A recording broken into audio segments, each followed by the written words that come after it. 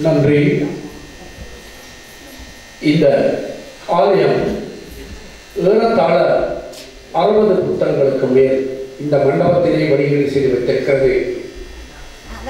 London இலக்கிய மன்றத்தின் தலைவராக கடமையாற்றும் திரு ராஜமனோகரன் அவர்கள் தலைமையிலே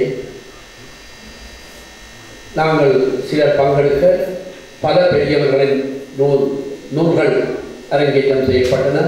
இந்த வகையிலே திரு தயானந்தா அவர்களின் நூல் கூட இங்கு வெளியிட்டு வைக்கப்பட்டது. அவரை பற்றி பின்னர் குறிப்பிடுகிறேன்.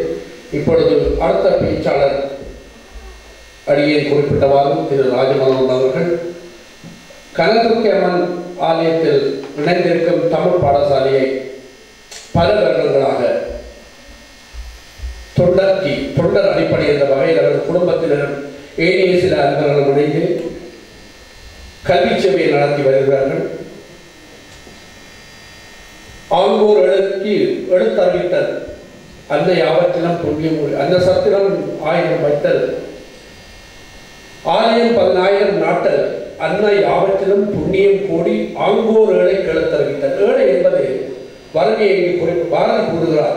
படிக்க வசதியற்றவர்களாமா புலம்பெயர் நாடுகளிலே பிறந்து வேற்று மொழியை படித்துக் கொண்டிருக்கும் பிள்ளைகள் படிப்பதற்காக மாபெரும் பணியை செய்து வந்து கொண்டிருக்கும் திரு ராஜமனோகரன் அவர்கள் இப்பொழுது இந்த நூலை பற்றி தனது திறனாய்வை மேற்கொள்ள வருகிறார்.